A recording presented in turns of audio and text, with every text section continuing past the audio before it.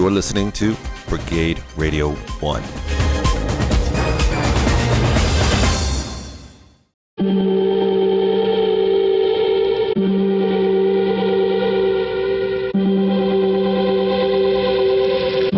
Welcome to the Antisocial Show.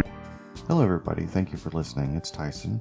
So it's a 0.5 show, which means this one's going to be a little bit different. We're going to have a 0.75 show for the first one after this one, because we need to deal with what's happening in the world right now.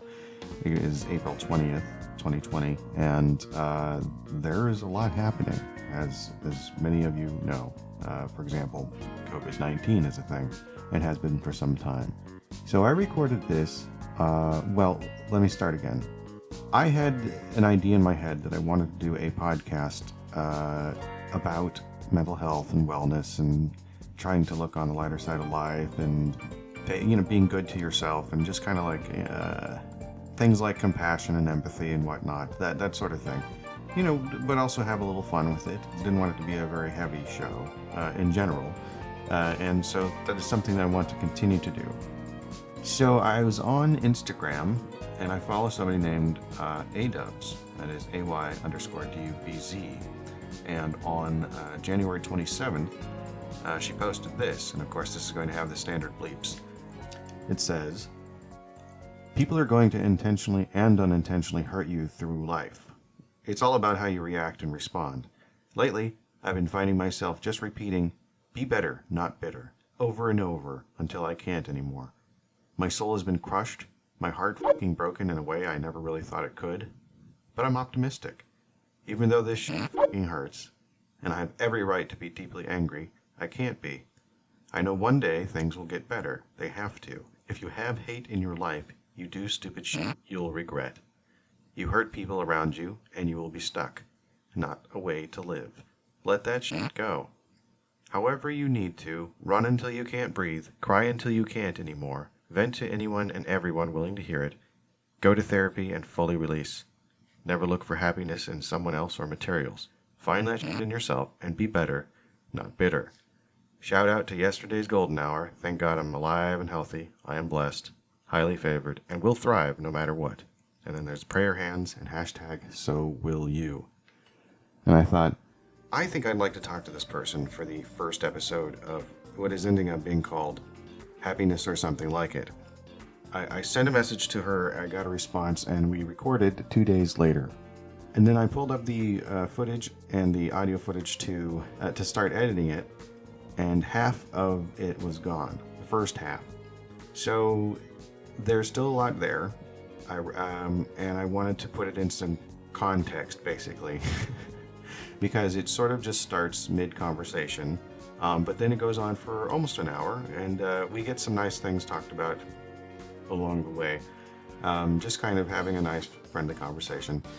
So, again, thank you for listening, and I'm going to keep putting out episodes as often as I can. So this one picks up mid-conversation. Specifically, we started... I probably did. I started talking about Temple Grandin, somebody I found inspiring, and began explaining how she helped revolutionize the cattle industry very briefly, which... I'm sorry. Which, and some of you may not know was a thing, and I don't know if I explained it very well. But, if you just want to listen to with that context, and, comment if you want in various places whether or not you'd be interested in hearing more episodes or more of this podcast as a separate thing, because that's what I'd like to do, and I'm going to do it anyway, probably. But I also would like to know if you had any specific feedback. All right, thank you. Be decent to each other. See you on the other side of this. Peace. They're coming. They're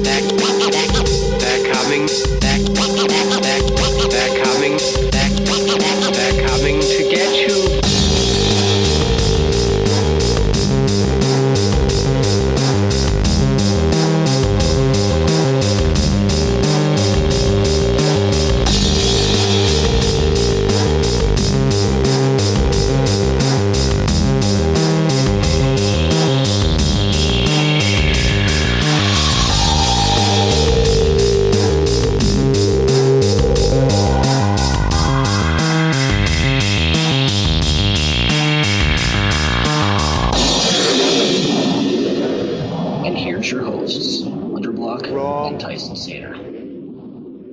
certainly more. She's in the high functioning autism category, and so she made a machine where she could pull strings and be hugged because she needed the closeness but didn't like human interaction.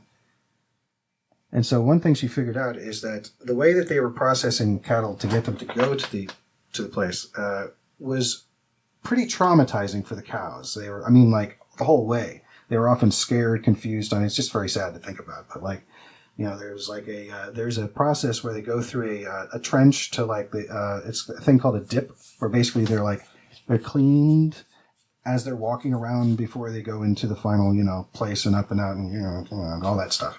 Anyway, so she figured out that, she's saying, look, just because they're cows doesn't mean that they need to be frightened and, and terrified, because it's and so she figured out that if she created this sort of spiral part that they could walk into, basically they'd always kind of follow a fence. If it were curved, then she could get them to go into an area and then walk down into a thing that would clean them off, and then up out of it before going into the final chamber. And it kept them basically reasonably calm and, I guess, more or less at peace, if one can imagine, than before. So, less scared meat. I don't eat meat. That's sad. It is very sad. But it does seem it's on some level better than what they had. I guess I can understand as someone who used to eat meat, that's great that they're being comforted before, but then I'm like, Yeah, oh no, I absolutely. No, it makes yeah. How comforted are they? Yeah. Yeah, really, yeah. As I'm describing it, I'm going, well, this is kind of a bummer, but Yeah, just walk around the spiral. It's okay. We're gonna go for a swim. Don't worry. Oh, it smells a little funny. Don't worry. It's just antiseptic, antibacterial. Just keep walking. Oh yeah. Yeah. And boom, you're dead. And boom, you're dead. Anton Sugar style. Oh, No Country for Old Men style. Yeah. And a shiver went up my spine. No, but it, so yeah. So why were we talking? I brought it up. I brought up the that. Yeah. I'd like to apologize for bringing the mood down. That's okay. We'll find a way to get ourselves out of. Maybe we'll walk ourselves out of the spiral. Oh yeah, that'd be nice. What else did I write down? Oh, yeah. So, okay. So, pretty much from a young age, what I absorbed most of, this is what I wrote. I literally wrote, big fan of musicals, novelty songs, and funny people, making people, and then the idea of making people laugh, entertain. It was something that I really gravitated towards. And it's largely a defense mechanism. I make you laugh, you don't hit me. Transactional. I was the same way growing up. I really was. It's so funny. I literally, even to this day, I still have a little bit of that clown, but especially when I was younger, I was like, no, I'm going to make everyone laugh, because if they're laughing at me or with me, then mm-hmm. That bottle of Gatorade, that Gatorade bottle full of piss that kid threw at me doesn't hurt as much. Oh, gosh, that's a very specific. You really have to dislike somebody to go to the trouble of filling up a bottle of Gatorade with piss. I don't know. That actually is a true story. I have no idea, still to this day, why that kid did it, but I'm sorry. Not unless, hey, is your name Chase? If Chase is Chase, are you listening? Chase, are you listening? What's funny is that same guy that did that actually Facebook messaged me and was like, hey, you look great. Do you remember me from middle high school? And I wanted to be like, yeah. You threw a Gatorade bottle full of your pee on me from the bus window. But I was like, no, who are you? Wow. Even better. But yeah, the humor thing is a definite.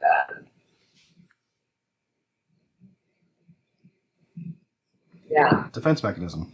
It's a Yes. That. That's just what I call it. But, like Chandler from Friends, you know. I was just having this conversation with my girlfriend. I never got into Friends. It wasn't my thing. I watched the first 2 seasons. And then Really? Well, yeah, I was on when I was in my early 20s. So, well, let's see. The first episode was 93, 94, so I would have been 19 or 20. And then so I was a young person with television that was available with people who were slightly older than me and kind of cool and funny. There was one guy who was really funny, and so I watched 2 seasons, and I was like, yeah, I'm good. I got other things to do. And it went on for another 8 years. Yeah, I just yeah, it's one of those things where like I think it's an episodic thing because like there's like some episodes I'm like, wow, that was really funny, and then other ones I'm like, you've lost me. Wow. I can't wait to get to those. I'm actually going to make a point of watching, trying to finish the series at some point. I mean, it's easy when they're television half hours edited not without commercials, because then you can watch like 3 in an hour and then be good. Yeah. You know, or if you wanted to, be like I could watch a 90-minute movie, or I could, hour and 40-minute, 90-minute movie, or I could watch, however many that is episode of Friends and be done with like a quarter of the season or whatever. But it's like, I think it's like 22, 23 episode seasons or something. I love how that works. I love that, like, I could watch, this cinematic experience, or, I'm going to watch 6 episodes of Friends and not really pay attention.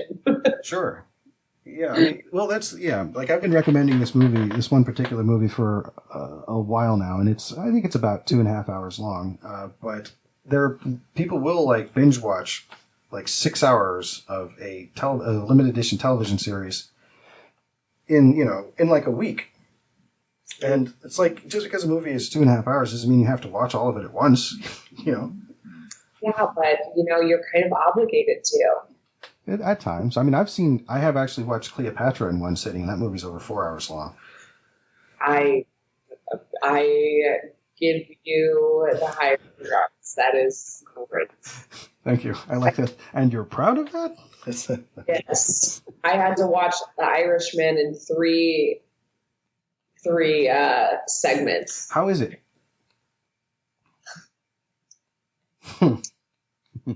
No, visually stunning. Loved it. Story, obviously, great. Makeup, great. It's hilarious. All the actors are phenomenally chosen. It is just painfully long. Like, I'm sitting there like an hour and a half in, like, all right, we could have been done by now. We could have. Oh, sure. Wrap it up.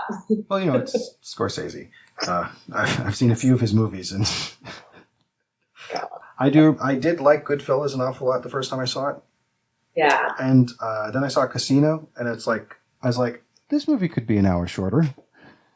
But Cyrano de Bergerac. Gerard Depardieu version? Yes, that's exactly what I watched. Sorry. Oh no, it's fine. I just. I do like the story. I've seen the original with Jose Ferrer. That's original. No, that was the original that I saw. Oh, good. Great. Loved it. I love that story. I rolled a couple tears at the end, I'll be honest. I know. Oh. But it was a good one. Cyrano, yeah. So Thugs of Hindostan is the one that I try to recommend to people. It is a Bollywood film. And it's a period piece that takes place in like 1785 or something. It's basically the East Indian Trading Company are the bad guys, kind of like in the Pirates of the Caribbean movies. There's kind of like this groundswell sort of revolution that builds after a young sultan's daughter, so princess, has to go on the run basically because the bad guys have taken over the area and whatnot. And they're killing all of her family and whatnot. And this all takes place in the first like 5-10 minutes, but then after that, wow, what a film! And there are songs because it's a masala film. I like that though. I love musicals. Like the thought of musicals, I'm just like, man, nah. But then I get into them. And I'm like, this is great. This is great. Good. So it's called Thugs of what? Hindustan. Thugs of Hindustan. Yeah, it came out in 2018. And I guess Hindustan is the word for India. Yeah, there's only 3 songs in it, so it's not like a true musical, I guess, but it is a masala film, which they have music. I didn't know, I hadn't ever really experienced that genre until early 2019. Like I just found this movie by accident. I'm like, I need to expand my horizons a little bit. I'm gonna watch one of these gazillion Bollywood films that's on Amazon Prime right now, and so I picked a trailer and like, Thugs of Hindustan, it's a great looking poster. What is that? And then I watched the trailer. I'm like, well, you got my attention. Why don't I watch like a half hour of it or more, like maybe 40 minutes, and just give it a chance. And if it's no good, I'll just whatever. And I was like, I was watching it. I'm like, this is pretty amazing. And then it gets to a first song, and I'm like, there's a musical number in there. Because I'm just at this point, I don't understand what I'm in for. And it's like this is a full on musical number. Well, I like it when they throw musical numbers into films. Not everybody does, Like I thought Spider-Man 3 was hilarious when I threw that in there.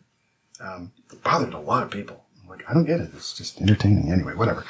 And then it was like I watched this and I'm like, okay, well, I'm definitely going to continue watching this because I like the characters. I like figuring out what's happening here. I like the music, but I don't have time to watch it. And then I just kind of went back to it every night and finished it. And there's basically like one song every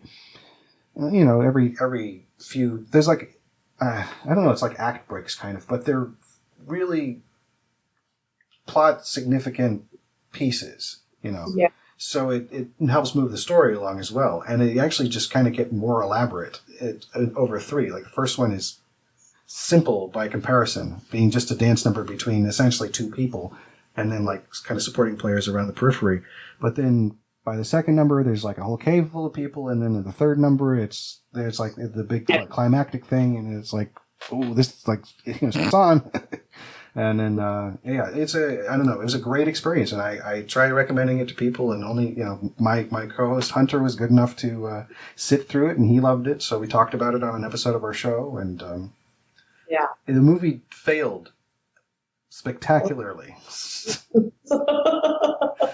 So I think that's why people didn't see it. I mean, obviously it failed because not enough people saw it. But then, like, I guess it got poor reviews. A lot of people really don't like the movie. So, they didn't. Sorry? I said sometimes those tend to be good movies, the ones that a lot of people don't like. Absolutely. Ishtar. It's hilarious. If you're in the mood for it, a lot of good stuff. So, it has been about an hour. How are you feeling? Has it? Yeah. Wow. Oh, man. Oh, my God. Yeah, it has. I thought it was only 30 minutes. That had gone by? Wow. Yeah. It's been roughly an hour. We started a little bit after. So, we could call it good, or we could talk for a little bit longer. It's up to you. Whatever. If you have any questions or anything, I'm here. Awesome. Thank you. Appreciate your time. Absolutely. Absolutely. Have you been on many podcasts as a guest before, or any? So actually, like my girlfriends and I, 2 of my girlfriends, we had like a podcast thing with Inked Magazine where we talked about, relationship, like sex advice, stuff like that. And I don't want to say it failed miserably. It didn't fail miserably. We just kind of like lost steam, and this happened, and they tried to make like a video episodic type of thing, and it just like got really weird, and we were just like, it's kind of not the way that we wanted to do it, so. Yeah, I mean, sometimes the evolution of a show, who knows where it can go. Like, we're up to our, well, we've recorded. Oh, I shouldn't have gone down this road trying to figure out how many shows we've actually done, because some of them are 0.5, so that actually adds number of shows, but not the number that the show is numbered, because all my shows are numbered. Yeah. So this one will be 80.5. Okay. As I'm putting the newer shows, like this would be newer because I'm recording it, I'm releasing it closer to the time I recorded it. Last year, I had my wife and I had our first child, so he was born in the beginning of the year. Yeah. So, like, you got to be a dad, so you don't really necessarily have time for hobbies. Yeah. And that's fine. But what ended up happening is my co-host and I would record shows, and then I wouldn't have time to edit them, but I definitely put them in a place where they were about ready to be edited. Safekeeping. Safekeeping, yeah. And then when I had time, I went back and edited them and started releasing them again. So the shows I'm releasing that aren't close to recording time are some of, like, the one of them's from July. Goes back that far. I got one that's coming out. And so there's, 79 just came out. 79.5 is going to come out. And then 80 is one I've been looking forward to publishing for a while, but I haven't edited yet. And then you'll be 80.5, and theoretically. That's great. I'm here for that. I appreciate it. So. I love that. And I love the 0.5. So it's like I listened to the last podcast on the left, the horror ones, or the like crime, unidentified mystery ones, and they do that. They do like part 1, part 2, part 3, and I'm like, cool. But I still listen. It's true crime podcast. So good. Do you like true crime podcasts in general? So I grew up on true crime. Like, I grew up on old movies, true crime, and jock jams. Jock jams. Oh, like house music, kind of? Or like, you know what jock jams is? There's a series of CDs, I think, but Yeah. it's workout music, basically. Yes. So, yeah. I don't, like, my mom loved jock and the Jerky Boys. Oh, That's what I grew up on. I remember the Jerky Boys. So, but my mom was just like my mom still is obsessed with true crime. And I'd come home and, First 48 is on. Well, not First 48, because First 48 is newer, but Cold Case Files is on. Cold Case Files. Oh, man, like, my mom literally went out and bought this guy's books, like, it's like a Dr. Lynn or something. He had his own show. And then it, like, encouraged her to get her forensic science Degree? Yeah. Wow. And, like, I would just, like, thumb through the book and, like, looking at these pictures, and I'm like, okay. And then, I don't know. Like, I was like, I can't watch this shit anymore because this is real. And my mom, like, would make me paranoid. Like, I'm still paranoid to this day. Like, I think everyone's going to kill me. Like, I'm not unfamiliar with that that worry as a thing. True crime has literally, like, ruined my my feeling of being secure. I mean, it certainly amplifies one's appreciation for life and, how short it can be when you're not expecting it. I know. So, like, I'm like, all right, well, conceal and carry, got a gun, got a knife. It's like, I'm ready. All because of true crime. It's not because of, like, oh, I should, female, I should protect myself. But I'm like, I've seen too many cold case, unlocked files. I've seen too many unsolved mysteries. I'm going to kill someone. You're killing me. We're both dying together. Oh, wow. Not going to end up on First 48. Oh, gosh, yeah. I think my mom watches one of those shows. And I know my wife likes one of those shows. I think it's called Case Files. Or she used to watch it when it was on one of the services. Maybe Netflix. Not sure. Yeah, you gotta get off the true crime.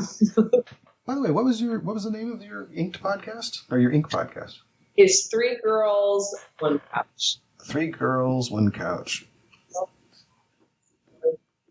Sorry, my sound did that thing again. No.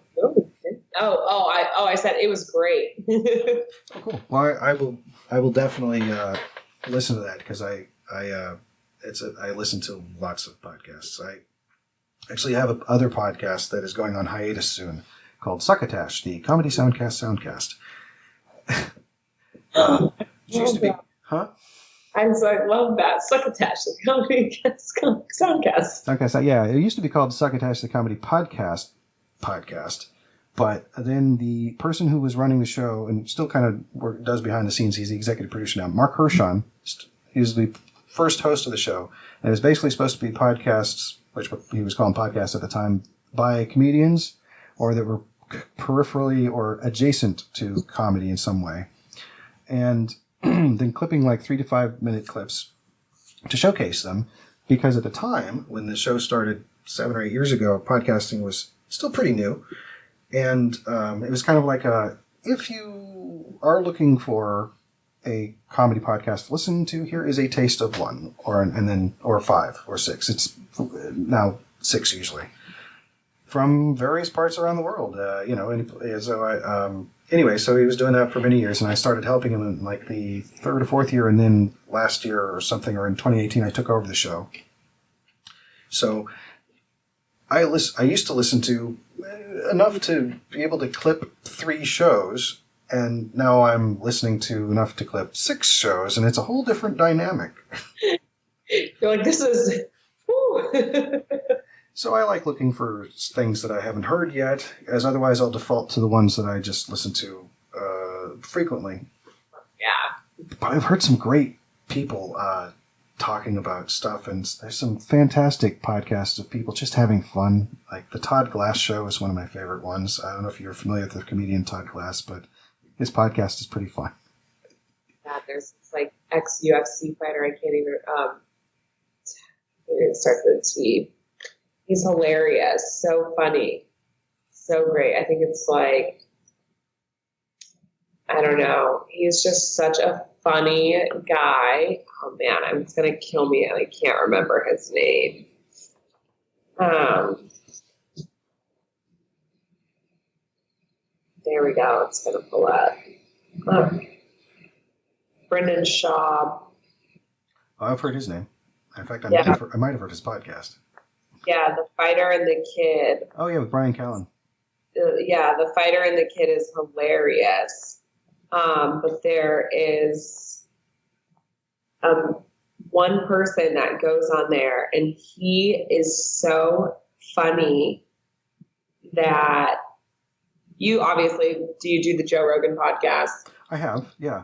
Okay. I don't hear everyone, but I do try to go for the ones that are people that either I already know about or sound interesting. You know. Yeah. Sometimes just for research. Like sometimes I'll watch one with people that I really don't agree with, just to see like what are their actual talking points, so that I don't speculate and just follow a person saying you shouldn't like this person because blah blah blah. It's like, look, I'll listen to, and I'll figure out why I shouldn't like them. You know. Because you could be right, but whatever it is, you know, I won't go into specifics, but yeah, it's like, oh no, they're still people, but some of them are a little more on the agenda of spreading hatred, and others are, I think, slightly misunderstood. Yeah, and sometimes it's both, and so it's like ultimately I'm not on the side of spreading hatred. But I do like to know who is, so I can at least be aware of that. So it's also not as fun as listening to comedy podcasts. But no, Joe Rogan's podcast is great. His Eddie Izzard episode was fun. Theo Vaughn. I'm sorry to interrupt you. No, Theo Vaughn. Hilarious. Theo Vaughn. So good. So good. On Fighter and the Kid? Yes. Okay. He talks about how he did him and his friends used to go out, and instead of like doing drugs and stuff, they'd go out and do steroids outside, like out in the woods. And then they'd come home, like so random, like just. Sounds familiar. like inject me in the, stuff. Yeah, I think I might have actually heard him talk about this, something like that. That sounds familiar. You'll have to, it's so funny. He's like, well, why would you do that? He's like, I don't know, man. You just like seemed like a good place to do it. Like talk about how he cause he grew up in like a Cajun area, like just super like what would be assumed to be like white trash, where like, but the kid has a mullet still, like talked about going around and like, he would like go into the woods and then like off and like search for a nocturnal bust as a kid. Like, and it's just like the way that he speaks is just so funny. You don't find that like in a lot of people. Like the jokes can be funny, but the delivery of like how he says it is just bar none. Cool. I think I've heard his I've definitely heard an episode of his podcast, or I don't know how many he has had. At least one of them I've heard episodes, and I've clipped it for Succotash, but I can't think of what the name of it is, unfortunately, because there's just so many of them. I know, it really is. It really is. I used to watch Getting Dug with High all the time. Which one's that one? Getting Dug with High is with Doug Benson. Love Doug Benson. I saw Doug Benson on a cruise. Was it the Weezer cruise or the 311 cruise or one of those? It was the Parahoy cruise with Paramore and Newfound Glory. Parahoy. Yeah. Oh my God. Like Parahoy. That's funny. So yeah, I used to watch Getting Dug every week when it would come out, and there's learned about some fun comedians then. I think I saw James Adomian on there for the first time. Greg Proops was a great guest. I knew about him already. And a lot of people. Tommy Chong's been on that show. I'm gonna have to look at that. I have to look that up. I love Doug Benson. It was also he was doing that show before marijuana was legalized in California, so it was a little bit risque or taboo to like be like, yeah, so you're gonna smoke some pot with me, and we're just gonna do that. So you've signed your paperwork, right? You've got your release stated that you understand what you're getting yourself into, and blah blah blah blah. And yeah, we were going to get arrested. Right. So it seemed a little, it was kind of like, ooh, anything could happen, but like, it's just fun watching people.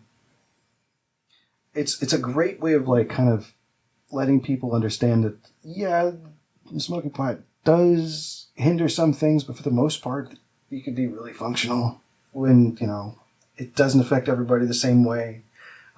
Comedians get really paranoid because a lot of them already kind of are paranoid if they're not making people laugh every second. Yeah, I know. So watching that dynamic is, people just start laughing. That's funny. It's true. And you get so paranoid just watching them get paranoid. Yeah. There's a great one from the first season with first year with Todd Glass and Sarah Silverman. And it was like the first time Todd Glass was on there and Sarah Silverman was on there, and their back and forth is great. I mean, also it's not very long, so it's not like you have to, it's like an hour. I think they shoot for about an hour. I'm gonna have to write that one down too. Yeah, those are good ones. That's where I discovered Bird Cloud. I thought they were fun. They were on there. They're a little country western duo. They sing like adult country songs. I love that. Kind of like what's his name? Oh gosh, who's that guy who does this? Who has a similar kind of thing? I can't remember his name. Weird Al. Said Weird Al. Oh no, Weird Al is very G-rated. Well, PG. No, but yeah, there's a guy who doesn't like Sturgill Simpson, or at least his character doesn't, but he's a character, and he does adult country music, and he would tour with Bird Cloud, but I don't know, it's just kind of fun stuff. Anyway. Pardon? I said I need to look that up. Adult country. Yeah, I don't know what else to describe it, but yeah. So he also has a lot of comedians on. So if you like funny people and watching them kind of like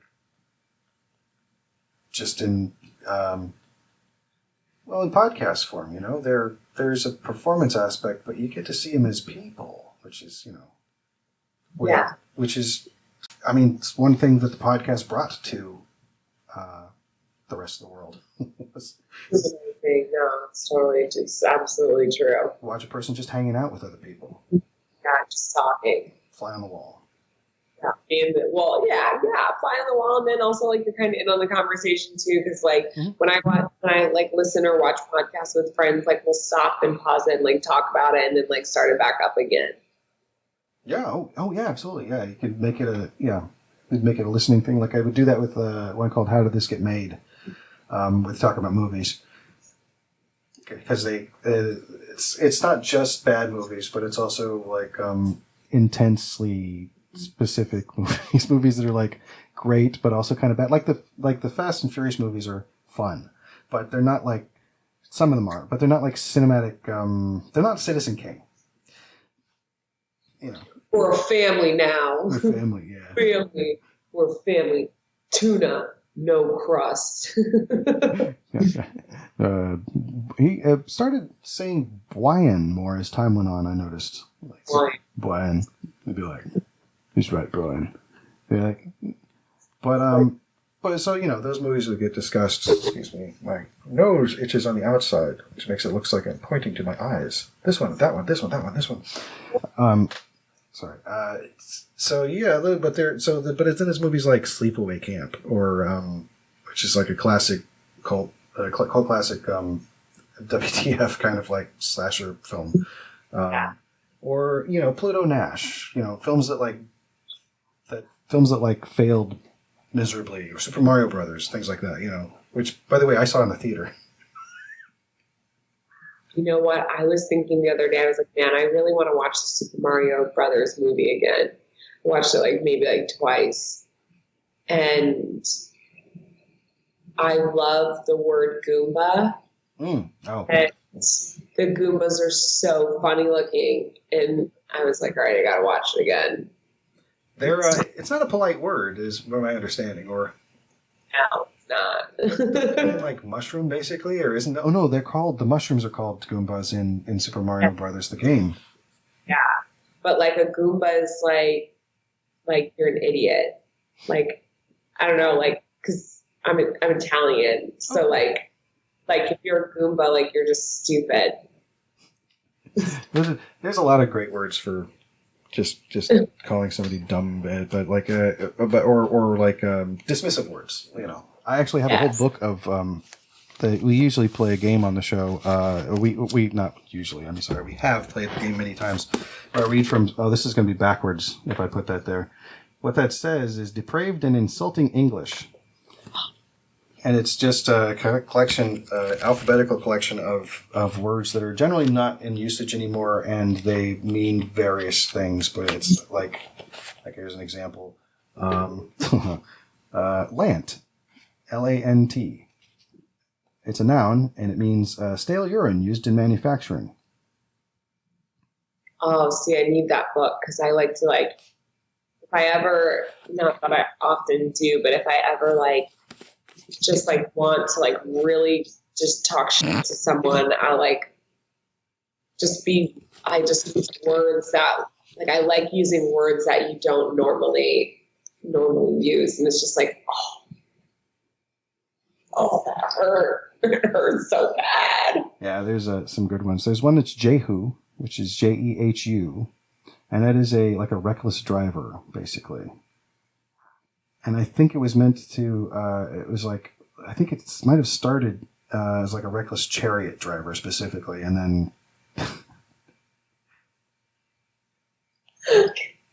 Thinking about chariot driving, it was legitimately once a sport. I don't know why. It's just funny to me. Oh, well, yeah. It's I only just saw Ben-Hur for the first time, in the last year. Really? Mm-hmm. What? hadn't gotten around to it. It was one of those long movies that I always wanted to see, but just hadn't gotten around to. That's the big one. It's pretty amazing. I mean, it looks great. It's really dramatic, and so it's well done. I mean, there's parts that are kind of like, oh, okay, well, it was a different time, but that's all I'll say. But it was really well made. I mean, obviously, it's one of the most popular films of all time, or it's one of the ones that everybody remembers. But it deserves its credit in where it is, and it is long, but it's not Cleopatra long. And Cleopatra has Richard Burton and Elizabeth Taylor in it, so I know, and I haven't even sat through that whole entire movie. I've only seen snippets, like 30, 45 minutes here and there. Mm-hmm. So I read that they actually improvised a lot of that. No way. Yeah, well, not like in the sense that they didn't know what they were going to say. Kind of that sort of Curb Your Enthusiasm style, where it's like, okay, I kind of want the scene to be about this, and then you say what you think. I think it was kind of like that level. They had an idea of where the scene should go, and then. No wonder it became 4 hours long. Give them that. They're like, well, here we go. One of the one of the most notable sequences in it is when Cleopatra arrives, and this, I can't remember where she's approaching somewhere. Her procession is, and her procession precedes her. And it's like, it's jugglers and caged animals and people on horse doing tricks and hula hoopers and it's just so many people before she arrives. Like, she arrives before she arrives, and it's so much. It goes on for like, I feel it's not really 20 minutes, but it was a long time, but it was supposed to be. It wasn't like, I don't think it was like, we should keep doing this. If you think people get the idea, it's like, no, it was to make a point, So have you seen that bit? Because that is, like, I think that bit might be available on YouTube. Now I need to watch it because I'm like, man, that sounds so freaking dramatic, but I need to see it. It's like, oh my God, now there are tigers or something. Or look, there's an elephant. What the hell is happening? And it's all just procession coming through town. You like almost forget that Cleopatra's like after it. You're like, what's next? Yeah, and and of course Elizabeth Taylor was great in that, and Richard Burton. Just seeing them together is always. One of my favorite movies of all time is Who's Afraid of Virginia Woolf. Okay, yeah. Which is a real acting movie. Like, that is, not really any special effects. It's in black and white. It's a character film, and I just love how the characters interact with each other. I love the language that's used, and it seems very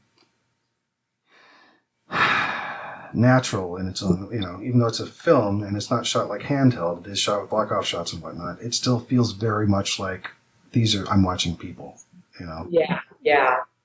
On to some level. Like, they're not mumbling, but it still feels like I'm watching people, and that's a hard experience to come by. Fly on the wall. Fly on the wall. Fly on the wall. Well, hey, there you go. That actually explains a lot now that I think. That's amazing. I never put those two things together. I appreciate the lesson in perspective. Yes. Well, so, okay, let me make sure I got this. Oh, do you have any, why don't we just, I was actually going to do this at the beginning, in case, you didn't have time or whatnot, and I appreciate that you've stayed with me as long as you have tonight. Do you have any projects or anything that you'd like to talk about, or like to, where can people go to find you if they, because I'll just end up repeating this information later, but do you want people to find you on Twitter, or are you on Twitter? I am on Twitter, but my Twitter is like, I use Twitter as like, I'm a one-off person. I just really just say just like random, raunchy, it's like, Twitter is, I use it mostly for like memes and funny content. Okay. Instagram is like my platform where like you can find me.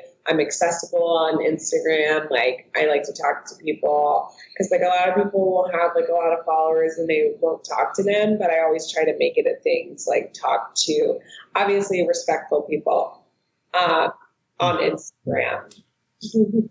I try. Yes. And I really appreciate that you responded because you've got you have a fair a lot of followers, and I imagine you just have to skim through people just saying hey or whatever it is, and then stuff that's less polite. But the people are God, I hope not, but people are unpredictable. I really that's like a whole entire different beast. Like I'll check my DMs and stuff just to see, if any business opportunities or anything. But then like I'll have them, scattered in there, and then I get the hey, what's up? Hi. And I'm like, really, does this work? Really? See, it's the same. That's the same. Wasn't I just see that one? Wait, let me go back. No, Yeah. I did see that one. Okay. Or it's them saying hi for like the 5th time. And me and my girlfriends have this thing where we're like, man, they're just having a conversation with themselves. I guess. I mean, it's sometimes it's, I imagine it's a bit surprising to have a response. Yeah. And you know what? And like, I kind of think that's kind of ridiculous. Like I feel like you shouldn't thank me. You know what I mean? It's like, oh, thank you for responding. Like I should naturally respond to respectful people who, I don't know. I think that too many people just ignore, like for no reason, Yeah. I expect it's true. Yeah. Yeah. I try not to, like, I certainly don't contact everybody that I follow. Certainly not. I just need you to understand that I'm not saying hi 5 times to the same person 4 times a week. I got you. It's like I used to actually respond to pokes on Facebook, because be like, so-and-so pokes you. And be like, well, that's easy enough. Click, click, click. But then I haven't been on Facebook for like a year or so. Got so many pokes that are unresponded. So someone waved at me today, and I was like, you know what? That's right. I'm going to wave back to them on Facebook Messenger. And I did, and they never responded. And I'm like, well, what was the point of waving at me? Like, just say hi. Yeah. No, yeah, it's a very... Yeah, absolutely. And it's, by the way, it's another part of personal evolution is going through messages and thinking, oh, yeah, there's really no imperative to respond here. They're not asking me a question. So we're good. So now I can move on, Yeah. and feel okay, not be like I'm not ignoring them. It's like, oh, no, I don't need to say like, yeah, or, or whatever it is if it's not required in this spot here. Because I will, if it's... That's it. Exactly. Like you say, yeah, and they're just like, okay, like to say that this could have been an email meeting. Yeah, that's right. So, yeah, email. That's funny. Yeah. It's but I do like talking to people if they take the time to, because I have met some very nice people over the years, and I'm just putting myself out there because I know that not everybody is terrible. No, I'm a firm believer of that as well, which is exactly why I was like, yeah, I'll do it. I'll talk. I got hanging out, chilling. Mm. I talk all day and like not about stuff. Well, no, I talk about stuff that I want to, but not about stuff that like other people want to. Mm. Oh, okay. I think I understood that. I don't know if that made sense. I think so. I mean, you say you don't talk about stuff people want to. I think I might have.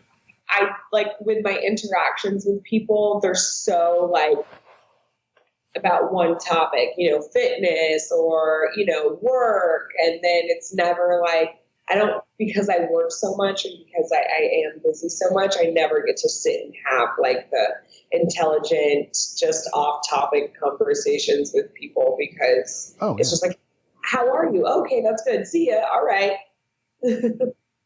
Well, it does seem like often that there's not enough time for that kind of thing. So and people's time is really their, is really their currency especially as more of it goes by, and and who knows when our time is up. So that is, Yeah.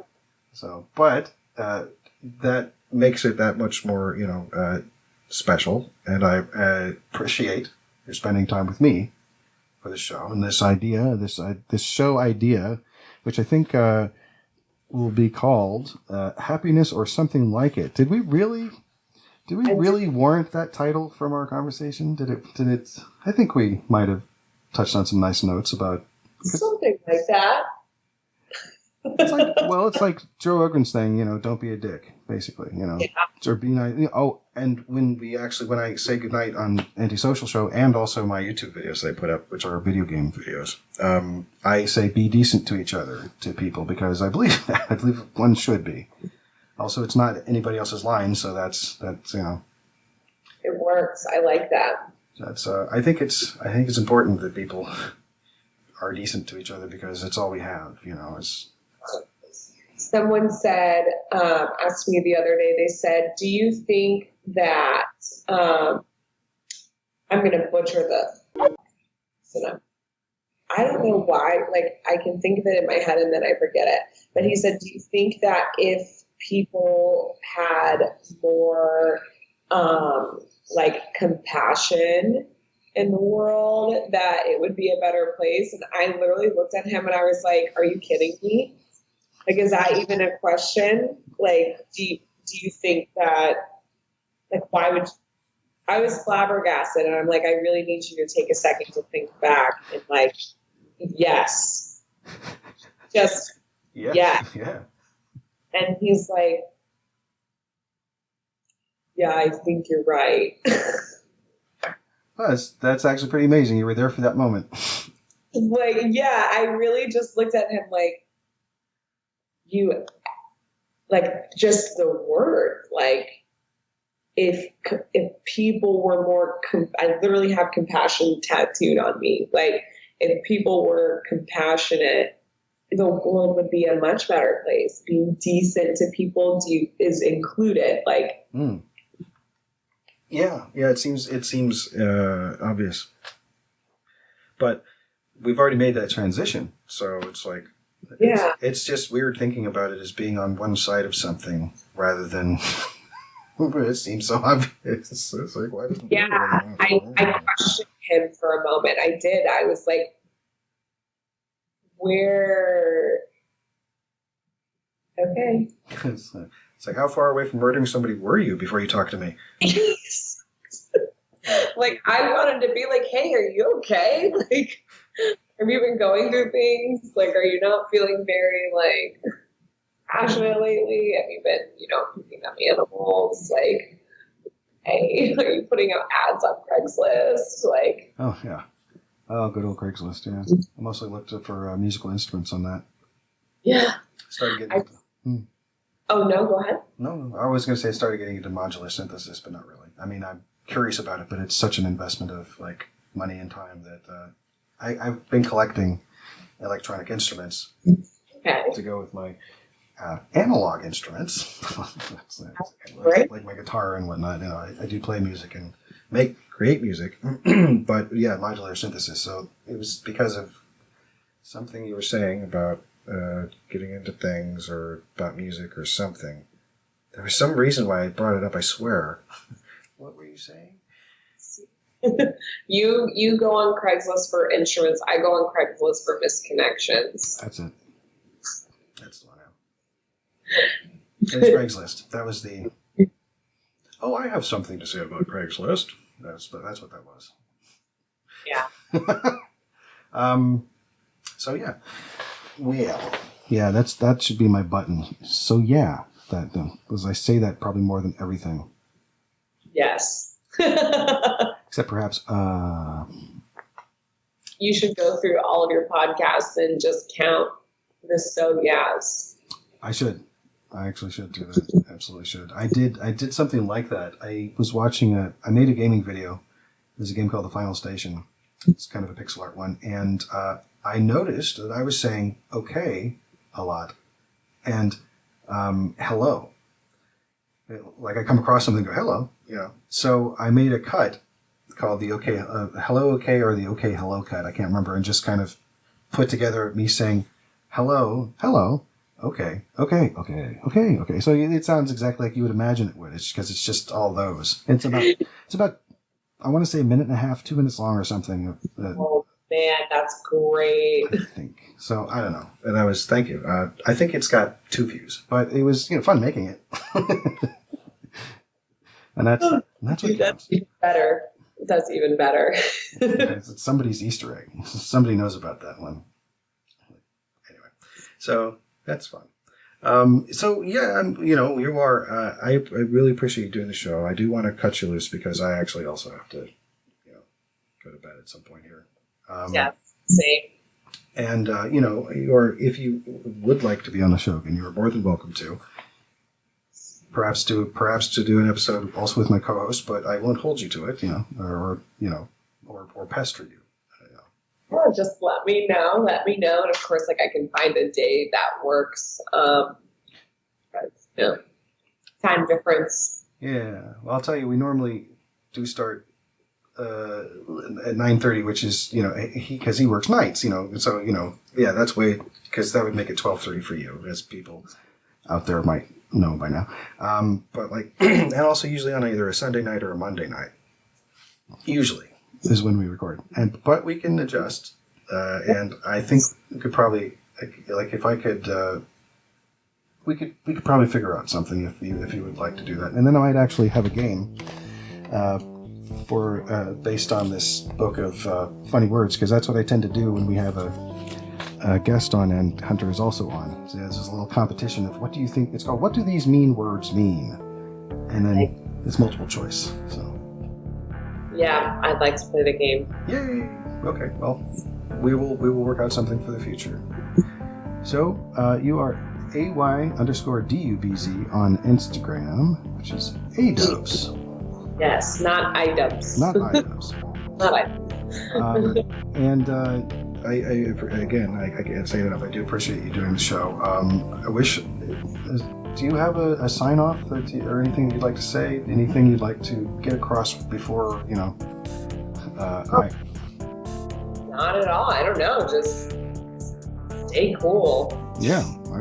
Okay. Be cool. Be a good human. Just be a good person. There you go. I like that. Be a good person.